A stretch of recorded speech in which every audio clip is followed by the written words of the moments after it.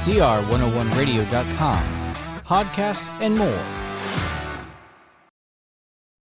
12. Remembering God.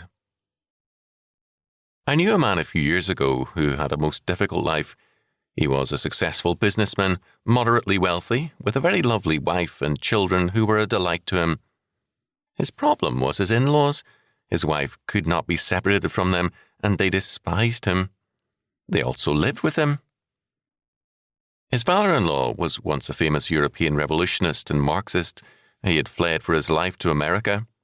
He was an intellectual who despised greedy capitalistic pigs like his son-in-law who supported him.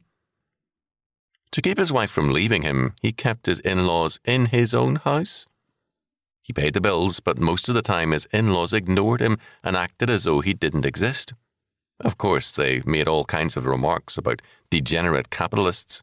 This went on for about 30 years.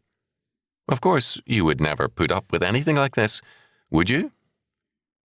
Then why expect God to do the same? We pay for public schools where our Lord is never mentioned. We have a nation which resents any quote-unquote intrusion of our Lord's concerns into councils of state. We have homes where God is never in mind.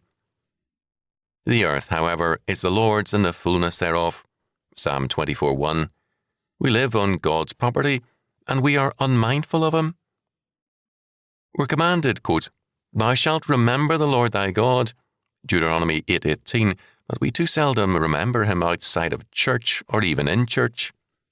Now, every time I thought about my friend's problem with his father-in-law, I wished that I had the power to judge and punish that arrogant ingrate. But the thought comes to me, is God any the less outraged at our treatment of him? Has he not made clear in his word the judgment which comes to all who forget him? Is it not time to remember the Lord, to be grateful, and to be obedient?